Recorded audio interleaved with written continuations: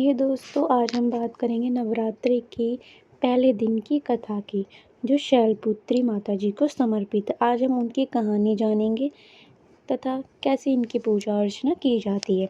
माँ शैलपुत्री सती के नाम से जानी जाती है। इनकी कहानी इस प्रकार है। एक प्रजापति दक्ष के यज्ञ करवाने के फैसला किया। इसके लिए उन्होंने सभी देवताओं को निमंत्रण भेज दिया, लेकिन भगवान शिव को नहीं दिया।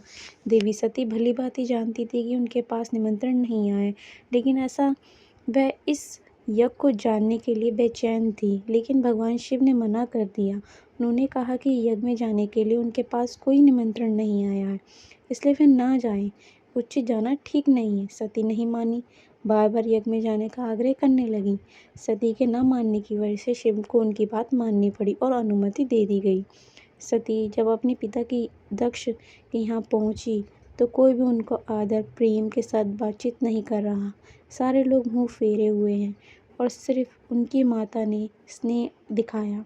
बाकी बहनों ने उपहास कर उड़ाई गई तथा सती के पति भगवान शिव का तिरस्कार भी किया गया।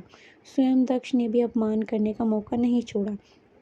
ऐसे व्यवहार देखते सती दुखी हो गई और अपने आप पति का अपमान उनसे सहन ना हुआ और फिर अगले ही पल उन्होंने कदम उठाया जिसकी कल्पना स्वयं दक्ष ने भी नहीं होगी।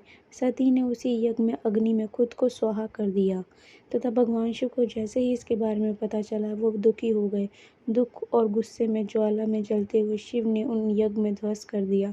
इसी सती ने फिर हिमालय के ये एक जन्म लिया।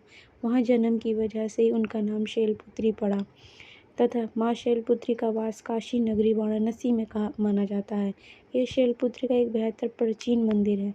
इसके बारे में मान्यता है कि माँ शैलपुत्री के सिर्फ दर्शन करने से ही भक्तजनों की मुरादें पूरी होती है। कहा गया है कि नवरात्रि के पहले दिन प्रतिपद का जो भी भक्त माँ शैलपुत्री के दर्शन करता है, उनके सारे वैवाहिक जीवन के कष्ट दूर हो जाते हैं।